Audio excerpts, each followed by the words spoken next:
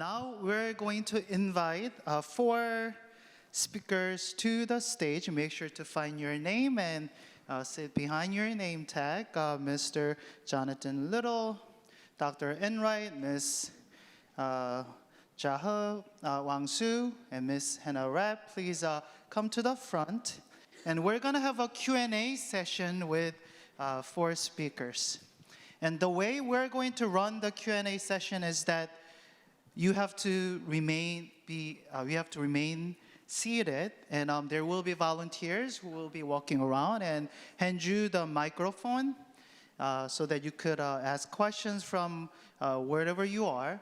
And if you prefer not to speak, then you'll be able to find the index card in the Ziploc bag, and you could write down your questions there. And if you hand the index card to the volunteers, then the volunteers could read off the questions from the index card. Sounds good? All right. So we'll go ahead and get started. Anybody want to start us off with a question?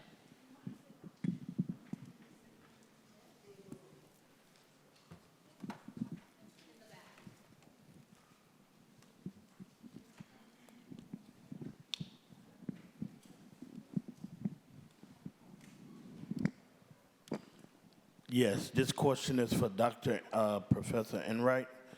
I would like to ask, where in life did it first appear to you the effectiveness of forgiveness? Well, when we started out, it seemed that it should be effective based on historical wisdom. The historical wisdom said forgiveness is a good thing. But when I looked around the social sciences, literally there was not one study ever published on that topic, right? And so I thought, well, we've missed something here. And it seems that if people forgive as a hypothesis, that was in 1985, that it ought to work. And so I gathered a group of students from all over the world to work with me on coming up with a process of how people forgive, which is going to be the next talk. And the hypothesis was that it ought to work, and a firestorm happened in academia. People said to me, "What are you doing in a major university studying something so weak? Stop it." And so I thought, well, no, I think this really is something important. So we went ahead anyway in the mid-1980s and did randomized trials with adults, as Hannah just showed you with children and adolescents. And lo and behold, when people who have deep hurts against them learn to forgive on a pathway I will actually lead you through in 15 minutes, really good things started happening for those people, and we've never looked back. To the credit of the social scientists, they beat me up at first, but once we had good science, most of them stopped arm wrestling me and said, "Okay, you win, the science is good."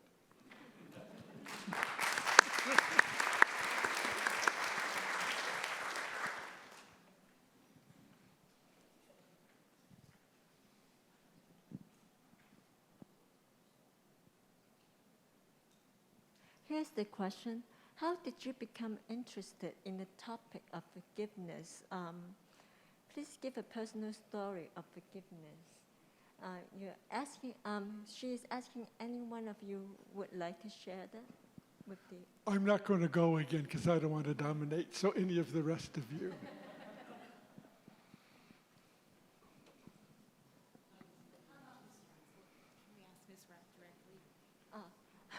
How about Ms. Rapp?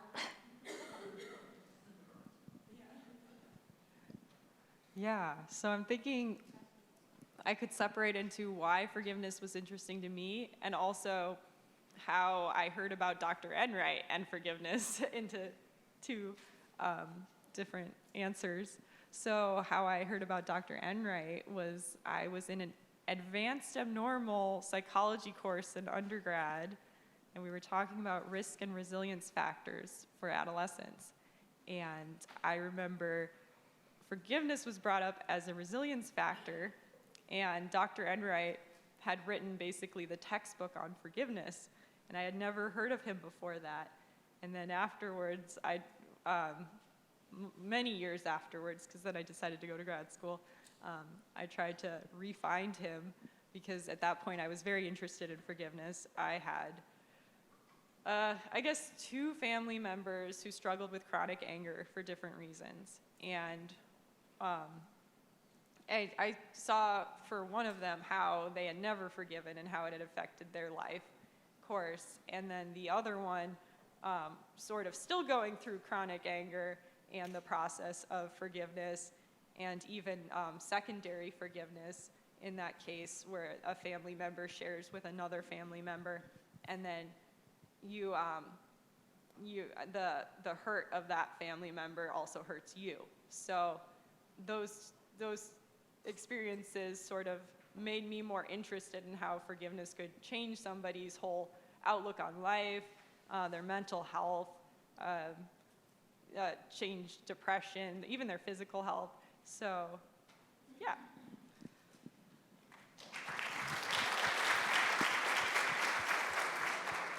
I could share a personal story. In fact, this relates to how I got to know Dr. Bob. I was at a party, and a couple people were visiting about the fact that the woman who was doing most of the speaking said, my husband, who had just passed away, and his brother had just a wonderful partnership. They had a construction company. They had many major projects around Wisconsin. My husband did most of the quotes. His brother handled the finances, and it was a terrific partnership. They worked so cooperatively together that it was almost miraculous. People couldn't believe that 2 family members with varying opinions on different topics got together so well, and the business thrived. And I said, well, let me share the opposite. My grandfather, Walter Schmidt, came from Germany when he was a young boy. He had a brother, and together they were in their father's decorative plastering business located in Milwaukee. They had many major successes with this company early on in probably the early 1920s. They actually did decorative plastering in Madison at Bascom Hall. They did work on the Orpheum Theater. The company was thriving, and along came the Depression, and they lost the company. And my grandfather never forgave his younger brother. My grandfather was the person in charge of quotes and bids and so on. His brother handled all the financing. And my grandfather never, ever forgave his brother. So if you would fast forward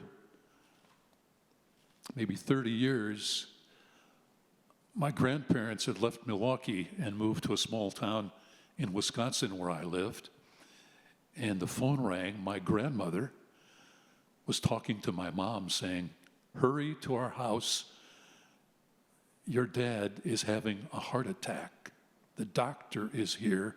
Please hurry. I went with my mom to my grandparents' home, and my grandpa was lying in bed. He's a 67-year-old at this point. He's thrashing around in his bed, shouting profanities. And I'm a 20-year-old, pretty confused by what's going on. My mother tried to calm him down. My grandmother tried to calm him down. The doctor was there and said, we need an ambulance. He needs to go to the hospital. And I said to my mom, what's Grandpa shouting about? Why all the profanities? What's the problem? And she said, he never forgave his brother. He felt his brother lost the company back when the Depression hit in the United States. He has not spoken to his brother in over 30 years and is very sad he's never found forgiveness. My grandpa was taken to the hospital and died of a heart attack 2 days later. So in speaking to this woman, she said, "You need to get to know Dr. Bob Enright." So I called him, and we got together for lunch, many lunches, and I have been an admirer of his work all these years, as all of you are.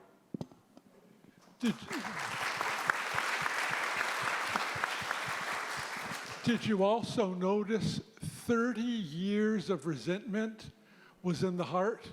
Yes. Resentment is a very unwelcome guest that does not know how to leave. And that's why forgiveness is the medicine that truly can get that resentment to leave. Otherwise, you literally can take it to your grave. Question in the back. Thank you, Mr. Little, for sharing that beautiful story. And then thank you, Dr. Enright, for having such a beautiful event as this. Could you please help me understand the theory or the logic behind that forgiveness is not a skill or an acquired behavior? I know that moral virtue is the end result, and that's what we would like to have, agape love, but I don't understand the steps to get to that. Okay. Thank you. You have to keep in mind that in a skill, it looks like if we can throw a ball through a window, that we're doing well. But we have to keep in mind that what any moral virtue is, it's not like an action that perfects. It is an ongoing developmental process that is slow. Think of it as more of a journey.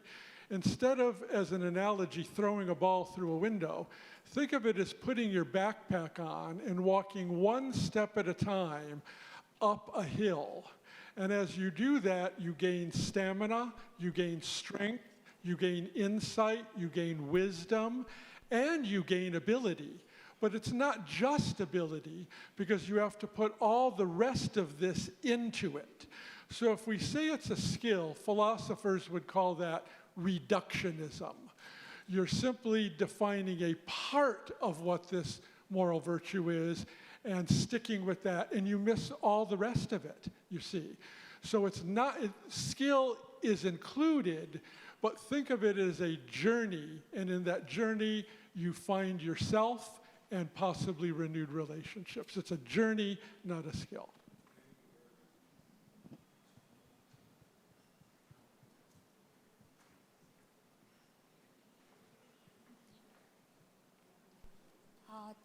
Mr. Little, thank you so much for sharing your personal story as well as the two stories, the case studies.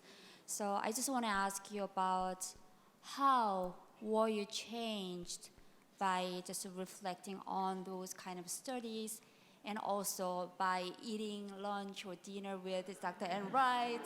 So could you share with us? Sure, I'd be happy to do that. I saw in my mother, the daughter of this grandfather I described, as someone who held some anger within. My dad was a workaholic. He went to work at 7 o'clock in the morning, and he would always call my mother and say, "I'll be home at 5:30. And she would say, "Dinner at 6. And at 6:30, he wasn't home. And 7 o'clock, he wasn't home. And he would arrive and say, "One of my former students stopped in. I'm really sorry." And this happened again and again and again. And I could see in my mother a deep anger that he was, in her words, "You keep letting down the family by coming home so late. And we miss you. We want you to be part of what we're doing." And just a sideline about my mom. She was an amazing seamstress from the time she was 12 years old. She made clothing for the whole family. She made me sport coats and shirts and slacks and jackets. By the time she was 50, she had rheumatoid arthritis like this. And I remember talking to a friend who said, the characteristic that I see expressed is she has a holding illness. There's an anger, there's a bitterness, there's a deep hurt within her. and she needs to deal with that. She was a very kind person, never confrontational, was never confrontational with my dad. So I observed that. I observed what I saw when my grandfather was dying, and I said, that's not me. I'm not going there. I will be forgiving. I will have discussions with people where there's an issue. So the way it impacted me, I mean, you can see two very physical expressions. My grandfather dying, demonstrating his lack of forgiveness, and my mother with extreme rheumatoid arthritis. She loved to sew more than anything. She loved to make beautiful garments for other people. She was hired by many of the women in town to make special dresses for special occasions. And she lost that because she was holding, this is my interpretation, holding that anger and bitterness against my dad. I hope that helped. Thank you.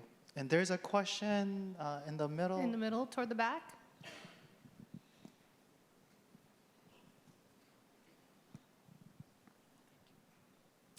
Thank you very much.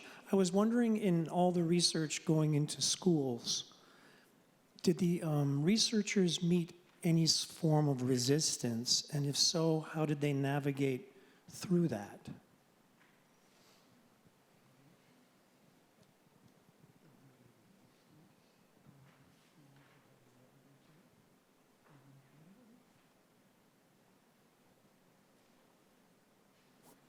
Thank you for the question, and I will try to answer it. I think I just want to clarify, you want to know more of the resistance from the school side or the researcher side, or like the school side? Okay, thank you.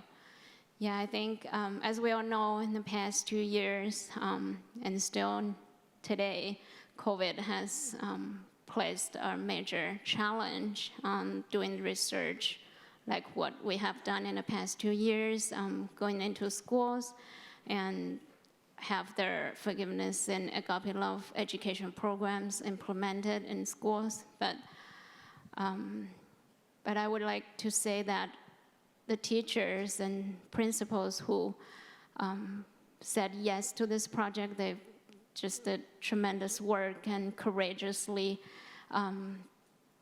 teaching the program despite all kinds of challenges. And we actually, in our 3 research sites, I just want to share some miracle, or it's not resistance with you. Even the environment is challenging, like in Taiwan.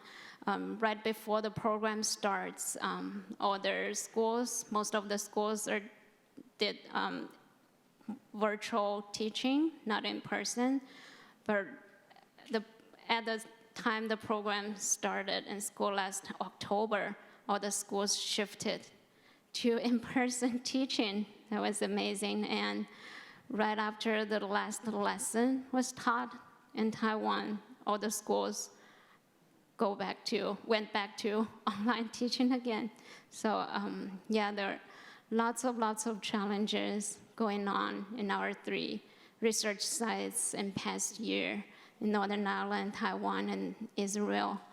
But I don't see anything that is from the school that is resistance. Instead, I would understand it more as the challenges from the whole society and the environment. But still, I think all the teachers, educators in the school, they treasure, they know the importance of teaching the moral virtue, forgiveness, and agape love. So they stick to it, and they've done a great job. Thank you. And thank you for this time. I noticed it's time to get to our next session, okay? And since I'm the one doing that, I'm the one under pressure to get that one done. So let's move over there. Thank you to all of our presenters.